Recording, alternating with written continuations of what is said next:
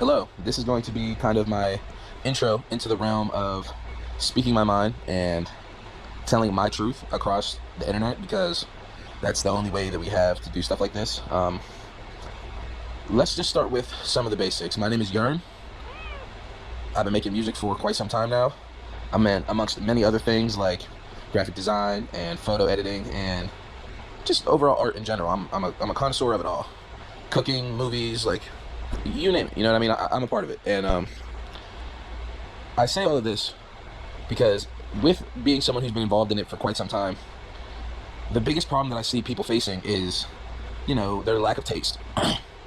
Maybe not even their lack of taste, more so than their inability to find their own, right? Okay. I feel like it was very easy for me to always follow my own taste over anyone else's. You could ask any of my friends.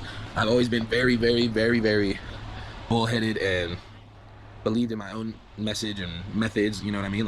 And I feel like everybody inherently has that skill, right?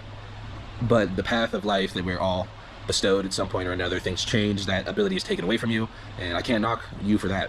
But being aware of it and not changing it is a completely different thing. Let's just say you want to create. Because if we're being honest, the only thing nowadays, and especially in America, the only thing that you actually own is your thoughts and your creativity and your art.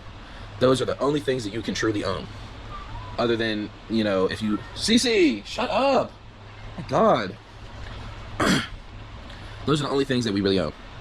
And that's why I think that you have to buy into your own beliefs. Because if you're... What do you think I should do? What do you think I should do? How do you think I should do it? It's not even yours anymore. It's literally not even yours anymore. So I worry honestly about the position we are at in time when it comes to art, because everything nowadays is so regurgitated, clone of a clone of a clone, however you want to cut it.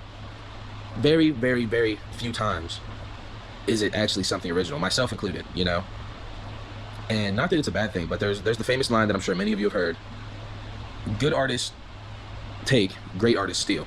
I think it's something like that. I'll put it on the screen. It's something along those lines. No. Good artists copy, great artists steal. If you're going to steal something, you have to steal it and then make it your own. You can't take something from somebody and, say that you're just paying homage, because it's already been done before. What's the point in paying homage to, something that's a masterpiece? Like just for example, like Nine Vicious. I know this is like super deep cut underground rap, but like all of his cover arts are different cover arts, and you could say like different famous cover arts, like Barter Six, just like all of them, and Tupac. And it comes a time where it's no longer just paying homage, and you're really just taking, you're copying. You don't have an original thought of your own, so you're like, well, if it worked for them, it should work for me. And I mean, he's fairly successful, I would think, right now, so I guess it's working. But my main point is, if we continue down the path, we being the collective art, mind of the world, if we continue down the path of slight alterations and not actually making it your own in any way and all this stuff, we're going to run out of original shit. There's not going to be anything original anymore. Think of the movies. It's all prequel, sequel, multiverse. And when a new movie comes out, because don't get me started on nostalgia. We are so hardwired to we're like fucking rats with cheese in a maze with nostalgia. We can sniff that shit out anywhere, and we hunt it down with ferocity. We cannot live without nostalgia. If there was no nostalgia in our media today, the empires would crumble. The media conglomerates would crumble without nostalgia. And part of that is also, the internet, and everything is just a repost of a repost, and that's kind of where it started, I think. Share, the ability to share, and it's good on paper, but if everything is getting shared, then I could go on and on about this shit. But I really just want my fellow artists to start trusting their own taste. What the fuck do you like? What do you like? You know what I mean? Not what do you think the people consuming it like. What do you like? That's how you make real fans. You know what I mean? You offer what you like, and if other people like it, then they're your fan. If you're trying to make something that someone else made and sell it to the people, they're still just going to be a fan of the person you took it from and not you. And that's what kind of rubs me the wrong way, because it works because of nostalgia and so many other things, nepotism, you know what I mean, industry plants, people lying about, the rest. My biggest gripe is probably with the rap culture right now, just because it used to be so raw and real, and now these people are sprouting up in a day and they have full-fledged careers because before they flipped the switch to turn on the engine, they built up an entire backlog and an entire lore. They didn't just build the lore as they went along. They like stockpiled it. They made the lore with intention. And I feel like all the best lore is the ones that was just the natural cause of events. You know, what was going on in the past at that point in time. Oh wow, like we saw them do this in 2000. Like think more like a Pro Era in like 2012 or whatever, whenever 1999 dropped. Like that was lore. All the videos and all that shit, they weren't like making those videos with the purpose of like, yeah, someone's gonna see these one day and they're gonna be like, wow, what a time to be alive. Like they were just, that's just how they were really living, and they wanted to show that with the world.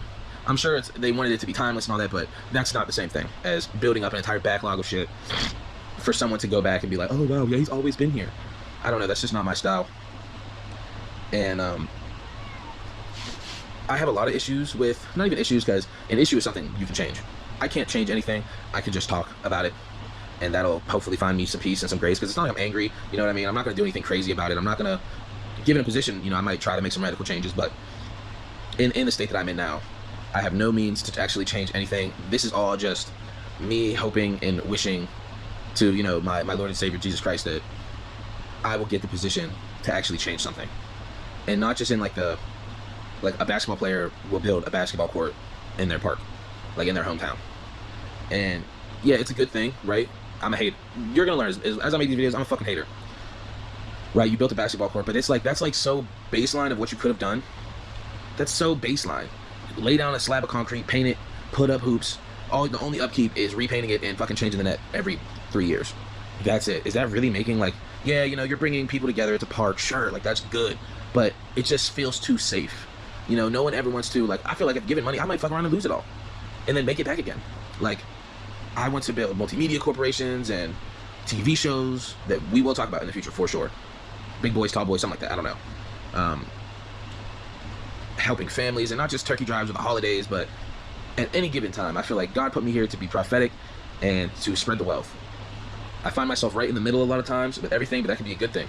You know, I used to look at it like, damn, I'm just average, you know, like I'm right down the middle. But in reality, it's really more so I understand every angle. And, you know, I'm not mad at that. The older I get and the wiser I become, I understand that there is power in understanding everybody.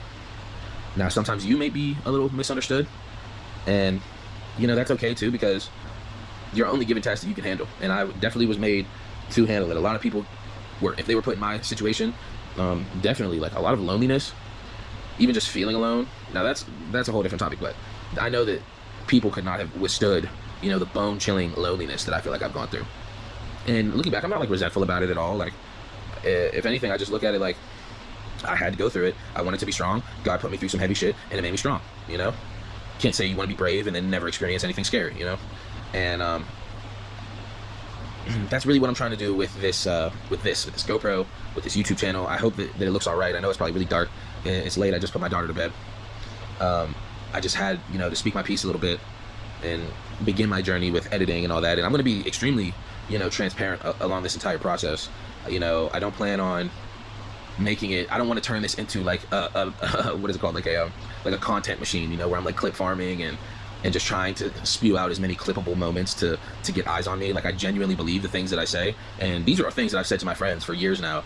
I'm just only now putting it out into the universe for someone else to maybe catch on to, because I've been doing it with music, right? Just like practically throwing it away, like making an album drop, singles. Like I dropped like 50 singles, you know, like for 50 weeks, and I think this year I'm up to 1, 2, 3, 4, 5, and another one I'm starting to work on, and then another one I'm kind of thinking about.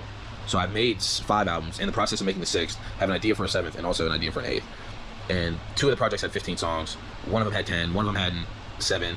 This one's probably, the next one's gonna probably have like 12 or so. Like, I just can't help it. I have to release this stuff. I have to let it out for the world. I look at it like I'm like animalistic style. Like, you know, I make it, and then it fends for itself. It has to live and grow, and if it works, it'll work, and it'll live a full life, and it'll die whenever it's meant to die.